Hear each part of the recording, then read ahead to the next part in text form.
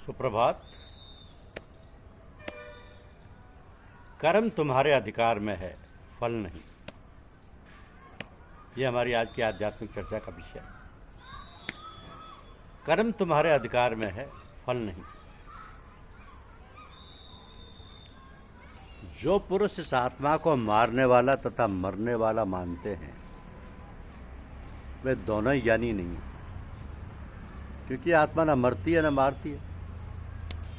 यह आत्मा ना कभी जन्मती है ना कभी मृत्यु को प्राप्त होती है। नष्ट होने पर भी वह नाश को प्राप्त नहीं होती। जो पुरुष इस आत्मा को नित्य अविनाशी निर्विकार और अजन्मा जानता है वह किसको घात कराएगा और किसको मारेगा। तो जिस प्रकार मनुष्य पुराने वस्त्र को फेंककर नए वस्त्र ग्रहण करता है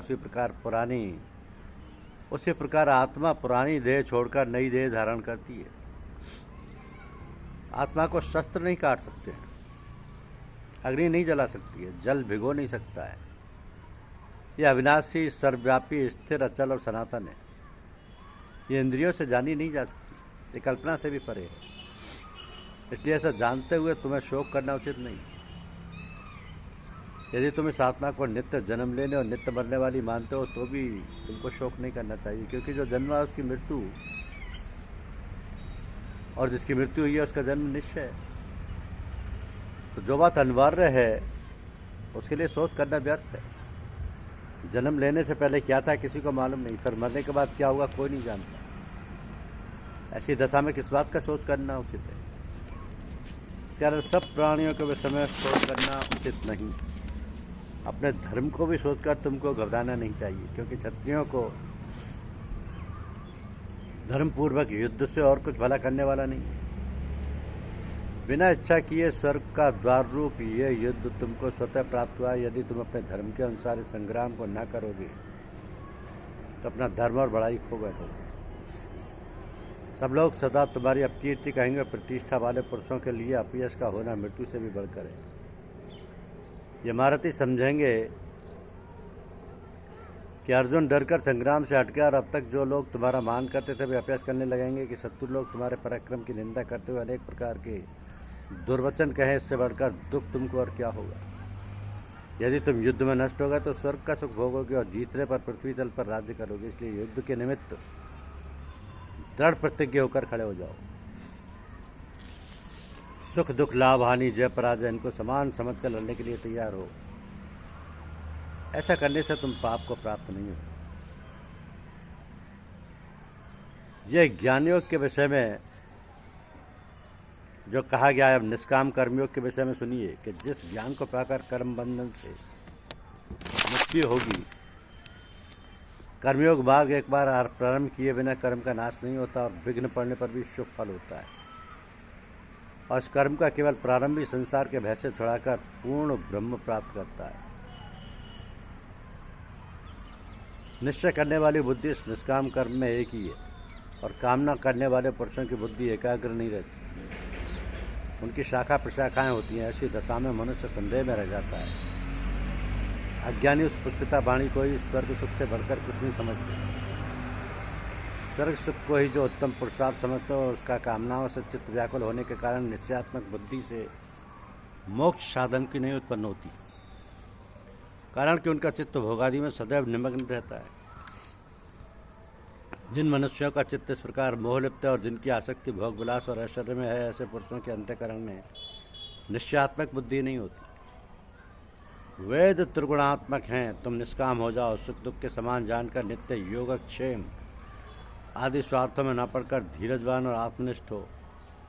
जैसे छोटे छोटे अनेक जलाशयों में मनुष्य का कार्य सिद्ध नहीं होता है, बड़े जलाशयों से वे सब प्रयोजन अनायास ही सिद्ध हो जाते हैं। उसी तरह संपूर्ण वेदों में कहा हुआ काम कर्मों का फल ब्रह्म में भक्ति रखने वाले मनुष्यों को सहज ही में प्राप्त होता है। तुमको केवल कर्म करना चाहिए, फल तुम्हारे अधिकार में नहीं है। तुमको केवल कर्म करना चाहिए, फल तुम्हारे अधिकार में नहीं है। तुम ना तो फल की अभिलाषा से काम करो, ना निकम्मे ही रहो। फल की आशा त्याग कर कार्य की सफलता को समान मानकर तुम योगस्थ होकर कर्म करो। यही कर्म ज्ञान योग है। इस बुद्धि योग सहित कर्म से अन्य कर्म का अत्यंत हीन है, इसलिए तुम बुद्धि योग का आश्रय ग्रहण करो। फल की इच्छा रखने वाले निकृष्ट होते हैं। निष्काम कर्म करने वाला पुरुष ईश्वर की कृपा से संसार में सुकृत तथा दुष्कृत इन दोनों का ही त्याग कर देता है। इसलिए तुम निष्काम कर्म में प्रवृत्त हो जाओ। कर्म फल को त्याग कर बुद्धि युक्त ज्ञानी पुरुष जन्म बंधन से हटकर मोक्ष को प्राप्त होते हैं। जब तुम्हारी बुद्धि मोह बनकर बाहर निकल जाएगी तब तुम्हारा मन आगे सुनने वाली तथा और हुई बातों से विरक्त हो जाएगा। अनेक श्रुति स्मृतियों के वचनों को सुनने से तुम्हारी बुद्धि भ्रमित हो गई। जिस समय वह निश्चल होकर आत्मा में स्थित होगी तभी तुमको तत्व ज्ञान प्राप्त होगा। आत्म स्वरूप में निश्चल बुद्धि वाला जो महापुरुष मन की सब कामनाओं को त्याग देता है और अपने आप ही में प्रसन्न रहता है उसको निश्चल बुद्धि कहते हैं। दुख में किसके मन को खेद नहीं होता और सुख में किसको आसक्ति नहीं होती। और प्रीति भय क्रोध जिसके जाते रहते हैं वह महात्मा स्थिर बुद्धि वाला वह मुनि कहलाता है। तो जो शुभ पदार्थ प्राप्त होने से हर्ष नहीं करता, अशुभ से प्रसन्न नहीं होता, उसी को स्थिर बुद्धि जानना चाहिए। और कछुआ जैसे अपने अंगों को सिकोड़ लेता है, उसी तरह जो पुरुष अपनी इंद्रियों को विषयों से हटाता है उसी की बुद्धि स्थिर जाननी चाहिए। निराहारी पुरुष के विषय घट जाते हैं परंतु विषय में उसकी चाह बनी रहती है। पर ब्रह्म का अनुभव होने पर चाह भी घट जाती है। मोक्ष में प्रत्यक्ष करने वाले विद्वान व्यक्ति को भी प्रबल इंद्रिय बलात्कार से उसके मन को जीत लेती है।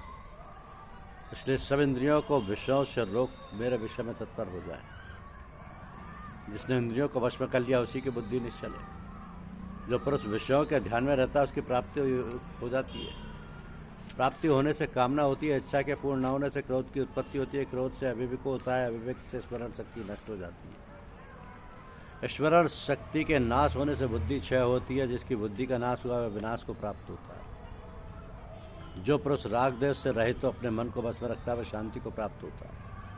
शांति मिलने पर सब दुखों का नाश हो जाता है। प्रसन्न चित्त वाले को बुद्धि निश्चल होती है। जो पुरुष योग युक्त नहीं है उसकी निश्चल बुद्धि उत्पन्न नहीं होती। ईश्वर में भावना नहीं होती। भावना के न होने से शांति प्राप्त नहीं होती।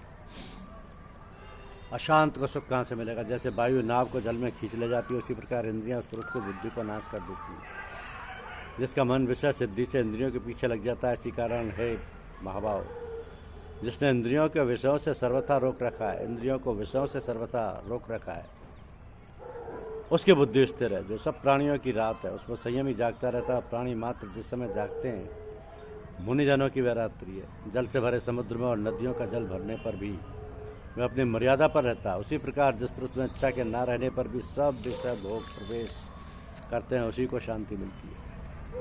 तो विषयों की इच्छा करने वाले को शांति नहीं मिलती।